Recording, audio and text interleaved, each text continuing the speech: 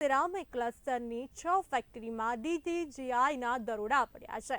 Rajkot DGGI regional યુનિટે ઝડપ્યું હતું ઈ-વે bill કૌભાંડ। થોડા સમય પહેલા ઝડપાયું હતું 1000 કરોડનું બોગસ ઈ-વે બિલ કૌભાંડ। ચૂંટણી બાદ ડીજીજીઆઈ દ્વારા ફરી તપાસનો ધમધમાટ શરૂ કરવામાં આવ્યો છે। મહત્વપૂર્ણ સમાચાર સામે આવી રહ્યા છે। મોરબી સિરામિક ક્લસ્ટરની 6 ફેક્ટરીમાં ડીજીજીઆઈના દરોડા પડ્યા છે। રાજકોટ ડીજીજીઆઈ રિજિયોનલ યુનિટે ઝડપ્યું હતું ઈ-વે બિલ કૌભાંડ। થોડા સમય પહેલા ઝડપાયું હતું 1000 કરોડનું બોગસ ઈ-વે બિલ કૌભાંડ।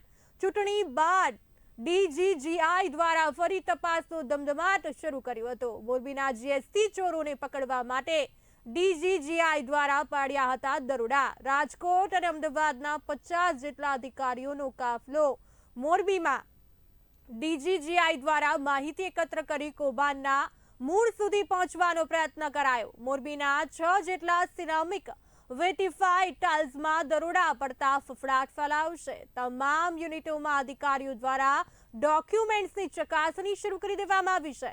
ટ્રાન્સપોર્ટની બલતી ખરીદ વેચાણના વ્યવહારોની પણ તપાસ કરાઈ રહી છે।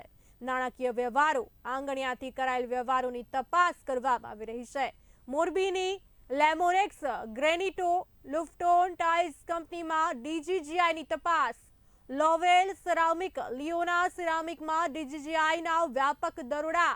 ક્વિટા સિરામિક મોન્ઝોલ સિરામિક પર દરોડાની કાર્યવાહી કરવામાં આવી રહી છે। તમામ ફેક્ટરીઓમાંથી મોટી માત્રામાં ડોક્યુમેન્ટ્સ પણ હાથે લાગી ગયા છે।